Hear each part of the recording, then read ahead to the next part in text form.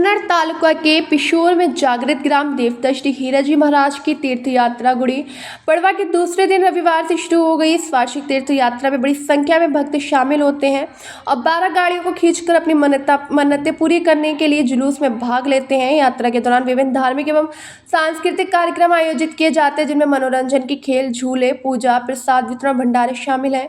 इस परंपरा के अनुसार हर घर में तोरण सजाए जाते हैं और श्रद्धालु नए वस्त्र पहनकर एक दूसरे को नववर्ष की शुभकामनाएं देते हैं। इस वर्ष तीर्थ यात्रा की सुरक्षा के लिए पूरे गांव में सीसीटीवी कैमरे लगाए गए हैं और पुलिस प्रशासन विशेष निगरानी रख रहा है।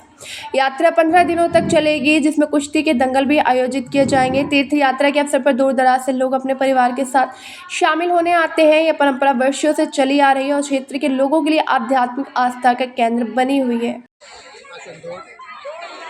बाबाकडे बरेच दिवसापासून येतो आणि आम्हाला बाबाचा मोठा आशीर्वाद लाभलेला आहे। त्यामुळे आम्ही बऱ्याच दिवसापासून ही जत्रा चालू आहे आणि त्यामुळे आम्ही हा मोठा कार्यक्रम केलेला आहे। खूप मोठा अनुभव आलेला आहे।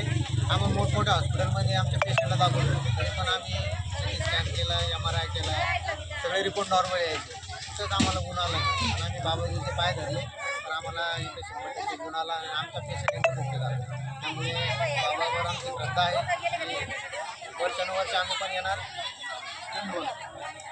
आता बोला, आशीर्वाद आम्हाला पावला बाबाजीचं चांगली गोष्ट।